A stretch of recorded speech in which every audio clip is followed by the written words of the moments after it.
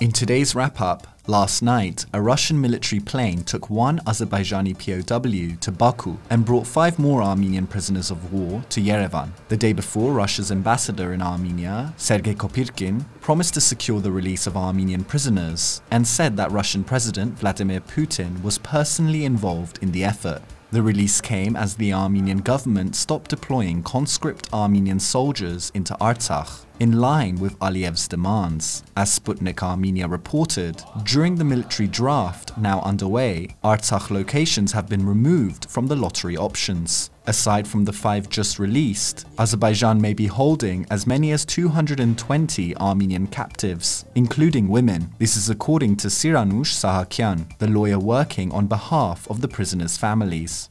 The Ministry of Foreign Affairs of Nagorno-Karabakh has announced that foreign nationals must now apply for an entry permit before traveling to Artsakh. Before, foreign nationals could get an entry permit at any of the crossings between Armenia and Artsakh. The ministry stated that the decision has been made for security reasons. Foreign nationals can now apply for entry permits from the permanent representation of the Republic of Artsakh in Yerevan and will receive the permit within 3 or 4 days. The ministry also stipulated that information about the applications will be transferred to the Russian peacekeeping force.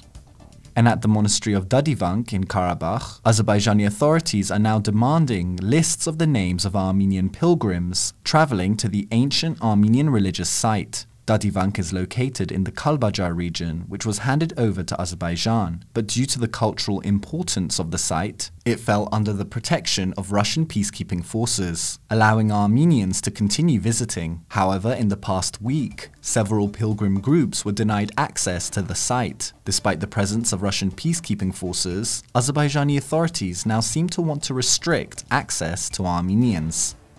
And according to Russian news agency TASS, Russian Deputy Foreign Minister Andrei Rudenko has stated that the activities of the OSCE Minsk Group co-chairs must continue. The co-chairs are a group set up to encourage and work towards a resolution of the Nagorno-Karabakh conflict. Rudenko stated that, quote, "They have made a significant contribution to the development of the basic principles for the settlement of the conflict, many of which are reflected in the November 9th agreement. It refers to the return of the regions around Nagorno-Karabakh to Azerbaijan, the return of refugees, and the maintenance of the Lachin corridor."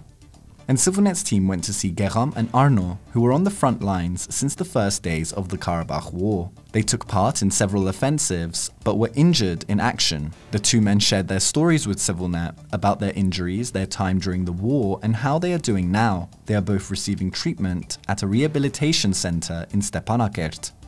And finally, ＳiViLNeT's team went to the village of Shurnukh in the southern region of Syunik. After the end-of-war agreement, part of the terrain of the village was handed over to Azerbaijan, as both countries returned to Soviet-era borders. Now in different parts of Shurnukh, one can find Armenian, Azerbaijani, and Russian flags flying. Our team spoke to the residents to understand how they feel about going from being so far from Azerbaijan to only a few hundred yards away.